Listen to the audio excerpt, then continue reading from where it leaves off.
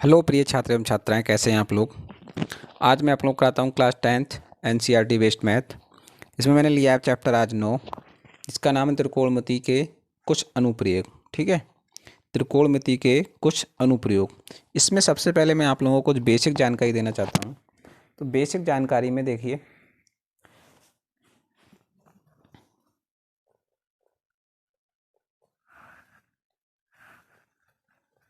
Basic जानकारी में सबसे पहले बात करते हैं क्षैतिज रेखा। क्षैतिज रेखा हमारी क्या होती है? क्षैतिज रेखा जो होती है, ठीक है, नंबर 1 पॉइंट डालते हैं क्षैतिज रेखा।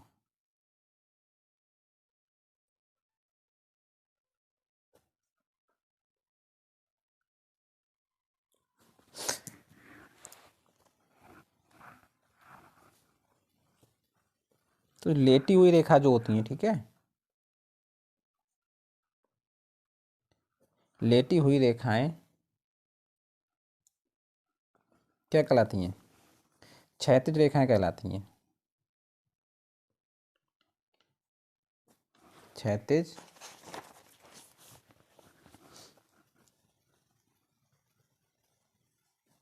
रेखाएं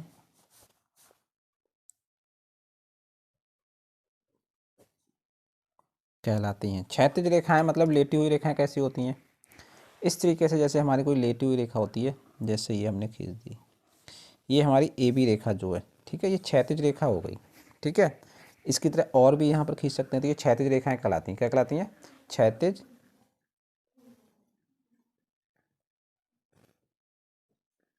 रेखाएं, या क्षैतिज रेखा है हमारी ये। ठीक है, अगली बात आती है हमारी ऊर्ध्वाधर रेखा की। ठीक है, ऊर्ध्वाधर रेखाएं कैसी होती हैं? ये जो खड़ी रेखाएं होती हैं, खड़ी रेखाएं जो होती हैं उनको ऊर्ध्वाधर रेखाएं कहते हैं। ठीक है,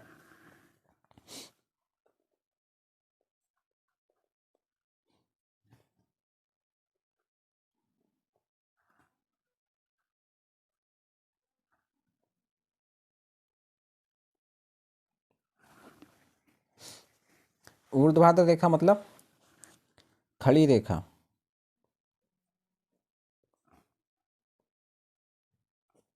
खड़ी हुई रेखाएं जो होती हैं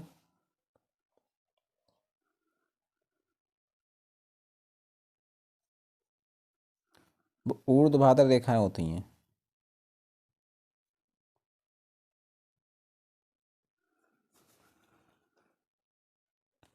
कहलाती हैं या होती हैं। ठीक है, खड़ी रेखाएं कैसी होती हैं भाई? खड़ी रेखाओं के बारे में देखिए, जैसे हमारी ये खड़ी रेखा है, ठीक है, ये ए बिंदु है और ये बी बिंदु है, तो ये हमारी कैसी हो गई? ऊर्ध्वाधर रेखा हो गई। ठीक है,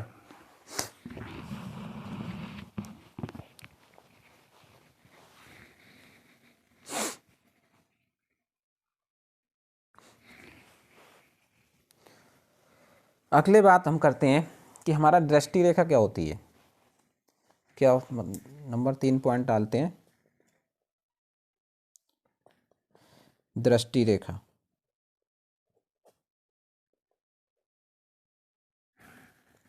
दृष्टि रेखा जो होती है हमारी, ठीक है, ये बनती जाके जिसको हम आँख से देखते हैं, आँख से देखने पर जो रेखा बनती है, ठीक है, जो रेखा बनती है वह कैसी होती है? दृष्टि रेखा होती है। ठीक है, अगले हमारी बात आती है, पॉइंट नंबर 3 था ये, पॉइंट नंबर 4। पॉइंट नंबर 4 होता है उन्नयन कोण। कौन सा बनता है?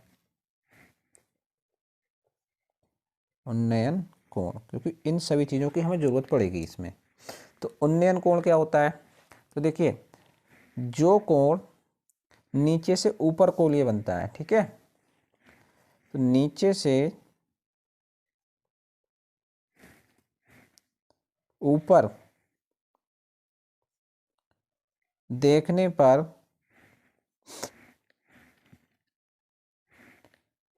जो कोण बनता है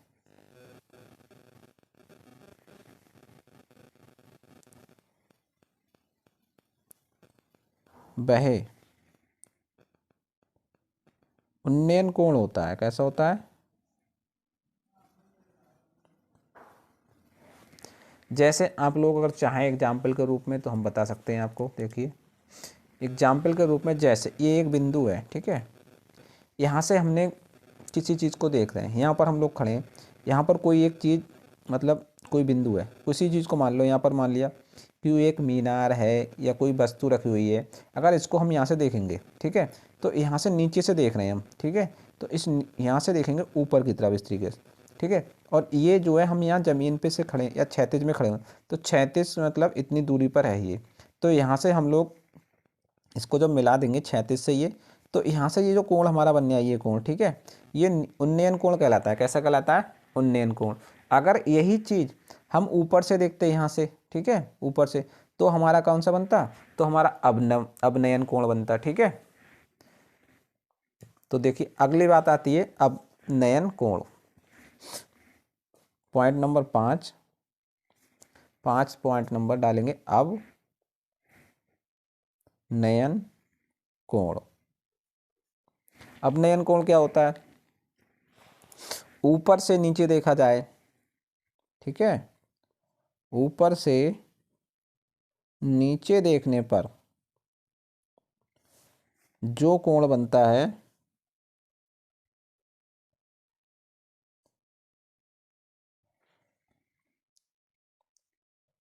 वह अवनयन कोण होता है। कैसा होता है? अवनयन कोण होता है, ठीक है। अवनयन कोण कैसा होता है? जैसे अभी हमने बताया था कि अगर नीचे से देख रहे हैं ऊपर के लिए तो उन्नयन कोण बनेगा, ठीक है। लिखना चाहो तो यहाँ लिख सकते हो, ये कौन सा कोण बन गया? उन्नयन कोण, उन्नयन कोण, ठीक है। और इसको यहाँ पर मिला भी सकते हैं आप लोग अगर मिलाना चाहें। ऐसे ही अगर हम ऊपर से देख रहे हैं, ठीक है, तो हमारा जो कोण बनता है वो कैसा बनता है? वो अवनयन कोण बनता है, ठीक है। अब नयन, ये देखिए इसका कैसे बनाएंगे, ये बनाएंगे इस तरीके से। देखिए ये हमारा एक कोई क्षैतिज है, ठीक है, ठीक, यहाँ से कोई इतनी ऊंची पर कोई वस्तु, एक व्यक्ति खड़ा है, यहाँ से कोई व्यक्ति अगर नीचे के लिए देखता है, ठीक है, तो वो इस तरीके से देखता है, इस तरीके से उसकी दृष्टि यहाँ पर आती है, ठीक है। और दृष्टि रेखा तो हमारी यही कहलाती है, इस तरीके से देख रहा है, तो वो ये जो, ठीक है, ये क्या कहलाती है? दृष्टि रेखा कहलाती है ये, ठीक है। यहाँ से देख रहा है इस तरीके से यहाँ के लिए, तो उसका जो कोण बनेगा, ठीक है, वो इस तरीके से इसके इसके समांतर एक रेखा खींचते हैं ये, तो ये जो कोण बनता है ये, ठीक है, ये कहलाता है अवनयन कोण। क्या कहलाता है? अवनयन कोण, ठीक है। ये तो हमारी क्षैतिज रेखा होती है, ये कैसी होती है? क्षैतिज रेखा होती है, ठीक है। और ये कैसी कहलाती है? दृष्टि रेखा कहलाती है, जिसके लिए हमने बात करी थी, ऊपर लिखा था। और यहाँ पर कोई व्यक्ति खड़ा हुआ है, यहाँ से देख रहा है, ठीक है, तभी तो दृष्टि रेखा कहलाई। तो ये जो हमारा, ये इसके समांतर रेखा खींचते हैं, तो ये हमारा कोण कैसा बनना है? अवनयन कोण बनता है। और इसी हिसाब से अगर जब हमें नीचे से देखते हैं, जैसे यहाँ पर कोई वस्तु रखी हुई है, तो इसको चाहे तो इसको मिला भी सकते हैं यहाँ पर, ठीक है, मिलाना चाहें तो मिला भी सकते हैं। तो ये हमारी क्षैतिज रेखा है, ठीक है, और ये हमारी कौन सी? दृष्टि रेखा है, यहाँ से देख रहे हैं, तो यहाँ से जो कोण बनने है ये हमारा उन्नयन कोण बनना है। तो आप लोगों को अब समझ में आ गया कि न्यूनयन कोण जो बनता है वो नीचे से देखने पर बनता है, और अवनयन कोण बनता है वो ऊपर से देखने पर बनता है। ये ऊपर से देख रहे हैं, ठीक है। इसके बाद हम लोग चालू करते हैं अपनी प्रश्नावली, यानी एक्सरसाइज 9.1। और 9.1 का क्वेश्चन नंबर 1 लेते हैं। पहला क्वेश्चन नंबर 1 जो दिया गया है,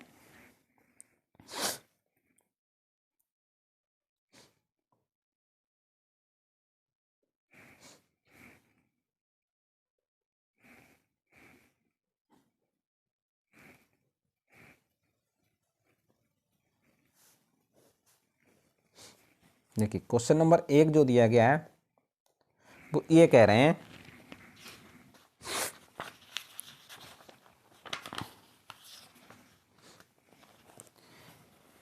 कि एक सर्कस का एक कलाकार एक 20 मीटर लंबी डोरी पर चढ़ा गया रहा है जो अच्छी तरह से तनी हुई है, ठीक है, और भूमि से नीचे लगे हुए खंभे के सिरे से बंधा हुआ है। एक भूमि पर खंभा लगा हुआ है, ठीक है, तो भूमि पर जो खंभा लगा हुआ है वो इस तरीके से लगा हुआ है। देखिए ये हमारा एक भूमि पर खंभा लगा हुआ है ये, ठीक है, और इस खंभे से एक डोरी बंधी हुई है और जो जमीन से अच्छी तरीके से कसी हुई है, ठीक है, जमीन से चढ़ रहा, भूमि पर सीधे लगे खंभे के शिखर से बंधा हुआ है और भूमि स्तर से 60 डोर द्वारा बनाया गया कोण 30 अंश है। तो यहाँ पर ये डोर लगी हुई है और ये डोर जब कसी हुई इस तरीके से है तो जो भूमि के साथ ये कोण बना रही है, ये भूमि के साथ, ये भूमि तो है, ये इसके साथ ये जो कोण बना रही है डोर, ये 30 अंश का कोण बना रही है। कितने का बना रही है? 30 अंश का। और इस डोर की लंबाई जो दी है वो 20 मीटर दी है। कितनी दी है? 20 मीटर, ठीक है। इसमें ये ए दिया है, ये बी और ये सी, मान लो ए बी सी एक त्रिभुज बनना है, ठीक है। तो सबसे पहले देखिए हम लोग इसको हल करेंगे। तो हल करने पर सबसे पहले हम पूछ क्या रहा है इसमें, फिर हमसे पूछ रहा है ऊंचाई ज्ञात कीजिए। खंबे की ऊंचाई, खंबे की ऊंचाई मतलब ये खंबा लगा हुआ है इसकी ऊंचाई, तो ये मान लेते हैं, ये जो खंबे की ऊंचाई है ये हम मान लेते हैं कि एच दी है, ठीक है। कितने दी है? एच मीटर मान लेते हैं कि एच मीटर है इसकी, ठीक है, एच मीटर। तो सबसे पहले देखेंगे हम इसमें, किसमें देखेंगे? समकोण त्रिभुज ए बी सी में। तो देखिए समकोण त्रिभुज दिया है इसमें ए बी सी,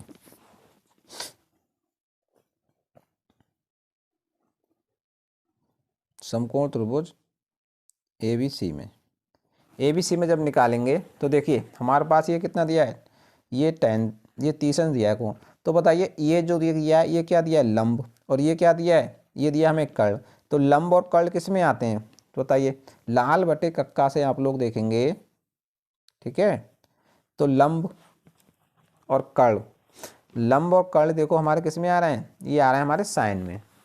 किस में आ रहे हैं? साइन में।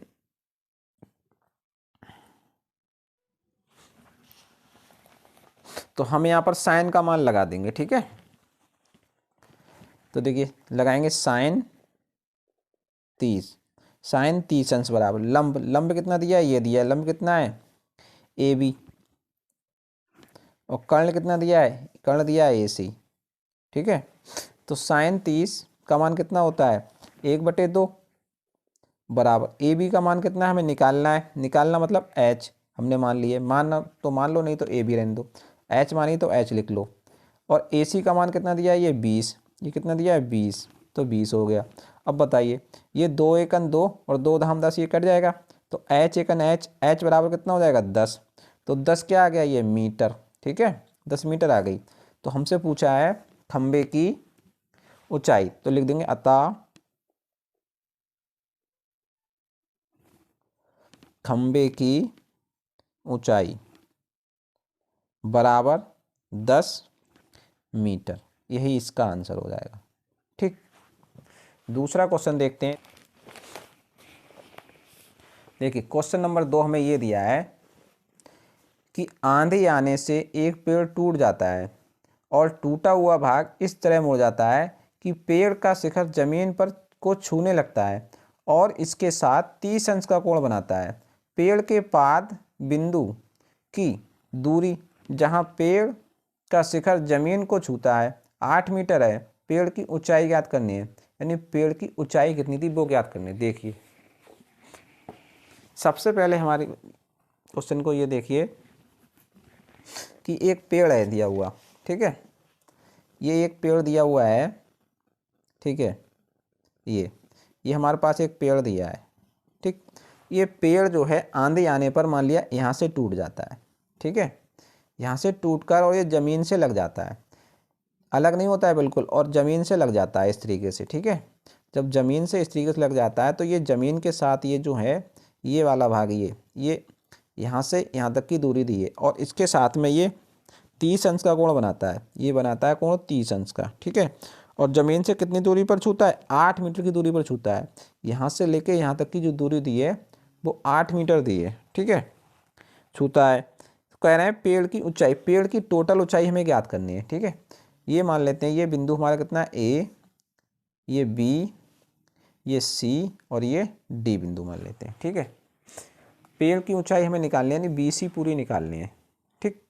तो अब बताइए, ये हमें दिए 8 मीटर, ठीक है। ये टोटल हमारी ऊंचाई जो मान लेते हैं वो कितनी मान लेते हैं, एच। ये ऊंचाई इसकी जो है ये निकालने, ये हम मान लेते हैं एच मीटर दी है, ठीक। तो देखिए हमारा पेड़ यहाँ से यहाँ तक इतना बड़ा था, ठीक है, ये टोटल। लेकिन ये इतना भाग जो टूट गया यहाँ से यहाँ तक का, ठीक है, जितना भाग ये टूटा है उतना ही भाग तो यहाँ पर आके लगा है। तो ये वाला भाग जो है और ये वाला भाग ये आपस में बराबर होंगे, यानी AD जो है, AD और CD के बराबर ही तो होगा, क्योंकि ये इतना ही भाग टूट का तो यहाँ से लगा है आके ज़मीन से, ठीक है। तो AD बराबर कितना होगा, CD होगा, ठीक है। तो यहाँ पर लिखना चाहें तो लिख सकते हैं AD है वो CD के बराबर है, ठीक है। अब लगाइए, सबसे पहले हम देखते हैं समकोण त्रिभुज इसमें ABD में।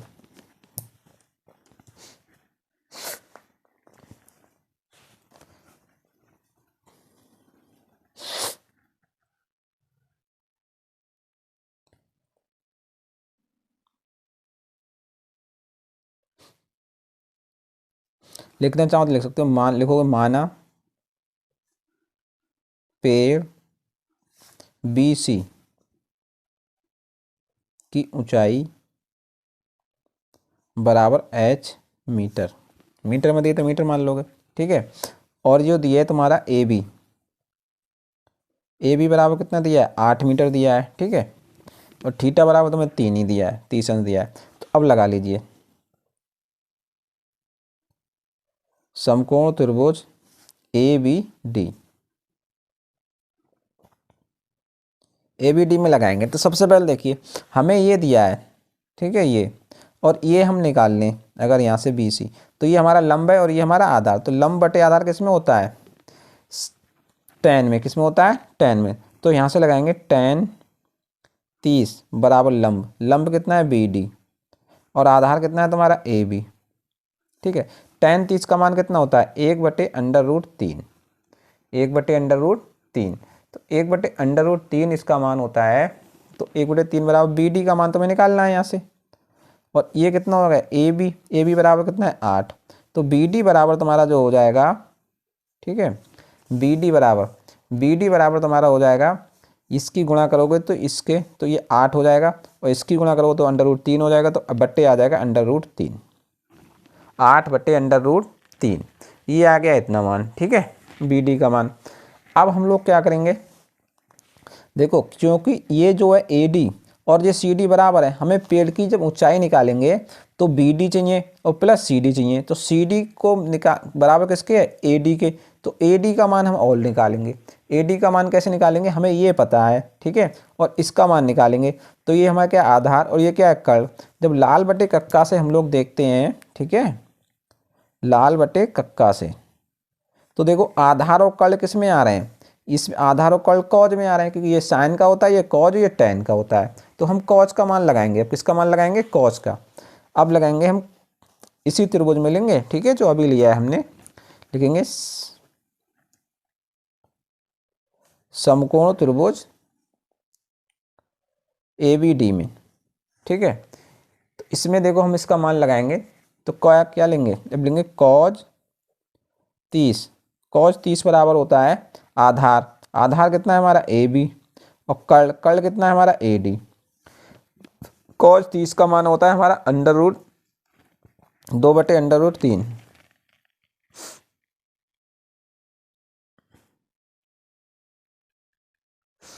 सॉरी, कॉज 30 का मान होता है √3/2, ठीक है, √3/2।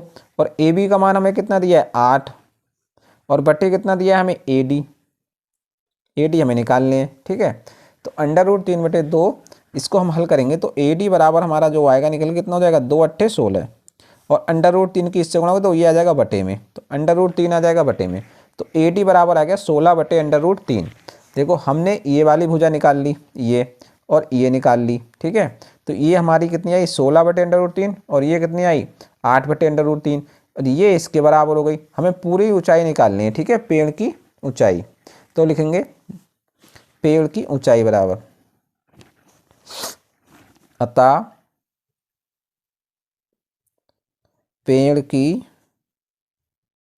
ऊंचाई, ठीक है, ऊंचाई बराबर कितनी हो जाएगी हमारी, ये हो जाएगी हमारी, ये हो जाएगी B और D, ठीक है, प्लस D और C या C और D, ठीक है, CD। ऊंचाई हमने कितनी मानी H, तो H बराबर कितना हो जाएगा BD। देखो BD का मान हमारा कितना निकल के आया 8 बटे अंडर रूट 3 प्लस CD। देखो CD और AD बराबर हमने बताया था पहले ही, और AD का मान हमारा कितना निकल के आया है 16 बटे अंडर रूट 3, तो यहाँ लिख देंगे 16 बटे अंडर रूट 3। इसको हल कर लेंगे तो अंडर रूट 3 है अंडर रूट 3, तो अंडर रूट 3 ही आ जाएगा इसका एलसीएम। ऊपर हो जाएगा 8 और प्लस 16, 16 और 8 कितने हो गए 24 बटे अंडर रूट 3। अंडर रूट संख्या बटे में रखते नहीं है, तो अंडर रूट 3 से परमीकरण कर देंगे, यानी ऊपर नीचे गुणा कर देंगे। ऊपर हमारा हो जाएगा, ठीक है, 24 अंडर रूट 3 और बटे अंडर रूट 3 और अंडर रूट 3 गुणा करेंगे तो कितना आ जाएगा 3, तो 3 से डिवाइड करेंगे तो 3 अट्ठे 24। तो इस तरीके से पेड़ की ऊंचाई यानी H बराबर जो निकल के आ जाएगी वो 8 अंडर रूट 3 निकल के आ जाएगी, 8 अंडर रूट 3 इतने मीटर। यही इसका आंसर हो जाएगा, ठीक है।